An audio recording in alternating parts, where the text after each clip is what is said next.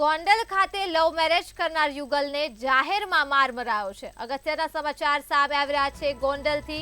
ગોંડલ તાલુકામાં love marriage કરનાર યુગલને જાહેરમાં માર મરાયો છે। ત્યારે હાલ યુવક ગંભીર રીતે ઇજાગ્રસ્ત છે અને સારવાર હેઠળ ખસેડાયો છે। તો યુવતીના પરિવારજનોએ માર માર્યો હોવાનો આક્ષેપ પણ સામે આવી રહ્યો છે। યુવતીના કાકા બે શખ્સો સાથે બંને પર હુમલો કર્યો હતો, ત્યારે લાકડી દોરડા વડે બંને પર ફરી વળ્યા હતા। તો યુવતીનું અપહરણ કરી ફરાર થયા છે તેવી વિગતો પણ પ્રકાશમાં આવી રહી છે।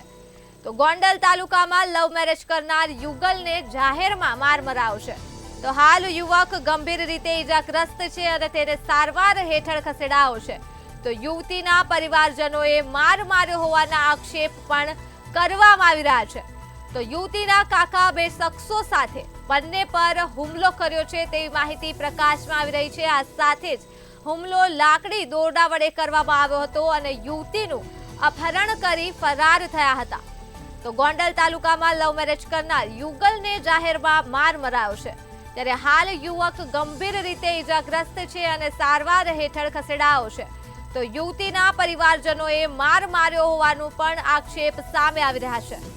તો યુવતીના કાકા બે શખ્સો સાથે બંને પર હુમલો કર્યો હતો, તો લાકડી અને દોરડા વડે બંને પર હુમલો કરાયો હતો। આ સાથે જ યુવતીનું અપહરણ કરી ફરાર થઈ ગયા હતા।